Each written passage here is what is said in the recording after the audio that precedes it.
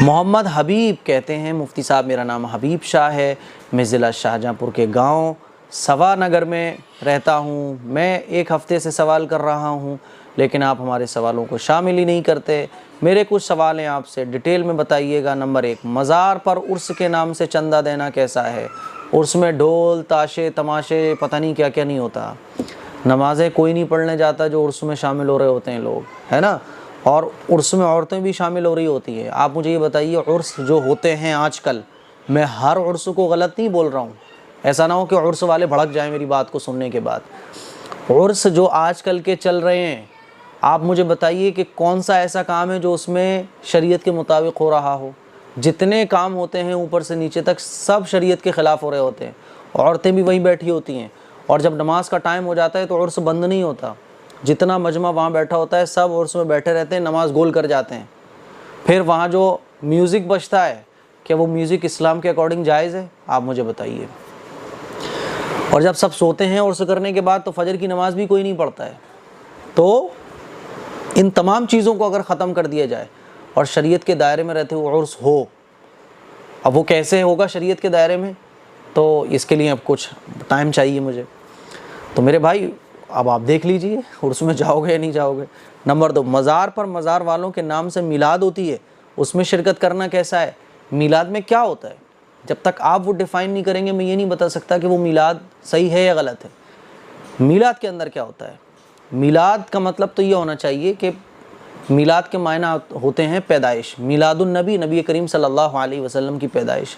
اس مجلس میں اگر حضور کی پیدائش کا ذکر ہو رہا ہے یا جو بزرگ ہیں ان کے واقعات، سچے واقعات جو ہیں وہ سنائے جا رہے ہیں، پھر درود پاک پڑھ کے ایصال ثواب کیے جا رہے تو کوئی حرج نہیں ہے۔ باقی ہوتا کیا ہے وہ ایکچوئل تو آپ مجھے بتاؤ گے۔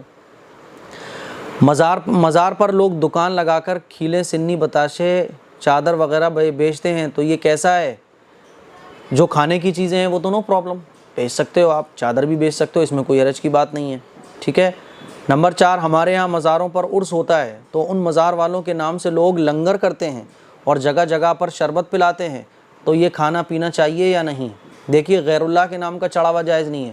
میں نے مزاروں پر بہت سارے لوگوں کو دیکھا ہے جن کی نیت خراب ہوتی ہے وہ کھانا بنانے کی، ان کی نیت یہ ہوتی ہے کہ یہ کھانا بنانے سے یہ بزرگ خوش ہو جائیں گے، تو یہ نیت فاسد ہے۔ سمجھ رہے ہیں بات کو؟ ہاں، اور اگر نیت یہ ہے کہ یہ کھانا غریب کھائیں گے اور اس پر جو اللہ ثواب دے گا وہ یہ ثواب ان بزرگ کو پہنچے گا، تو نیت ٹھیک ہے، جائز ہے۔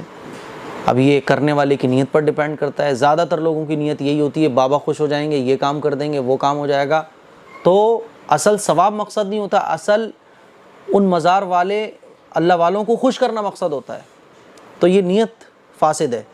شربت پلاتے ہیں، شربت لنگر جتنی بھی چیزیں ہوتی ہیں وہ غریب کے پیٹ تک نہیں پہنچتی ہیں۔ یاد رکھیے گا، ثواب ایصال ثواب، یعنی جن کو بھی ہم ثواب پہنچانا چاہتے ہیں وہ تب پہنچے گا نا جب وہ غریب کے پیٹ میں جائے گا۔ پیٹ بھرے ہوئے کھاتے ہیں شربت، پیٹ بھرے ہوئے جن کو پیاس نہیں لگ رہی وہ پیتے ہیں، تو اصل کھانا جب غریب کے منہ تک پہنچے گا، حقدار کے منہ تک پہنچے گا، تب اس پر ثواب ملے گا۔ اب وہ غریب تک تو پہنچ نہیں پا رہا ہے، نارمل جو لوگ گھومنے پھرنے جاتے ہیں مزاروں پر وہ خوب مزے سے کھاتے پیتے ہیں، تو اس پہ کیا ثواب مرتب ہوگا؟ کیونکہ غریب تک تو پہنچا نہیں نا۔ اللہ نے ثواب تو بھوکے کو کھانا کھلانے پر رکھا ہے۔ اب یہ بھوکا کہاں ہے؟ پیسے اس کی جیب میں ہیں، اور اگر آپ مان بھی لو کہ نہیں اس میں کچھ بھوکے بھی ہوتے ہوں گے تو کچھ ہے نا، وہ زیادہ تر تو وہی ہوتے ہیں، میں نے خود دیکھا ہے۔ شربت پلانا ٹھیک ہے، پلائیے آپ، لیکن بات وہی ہے کہ شربت آپ پلا رہے ہو یہ پیاسے تک پہنچنا چاہیے، بھوکے تک پہنچنا چاہیے۔ اچھا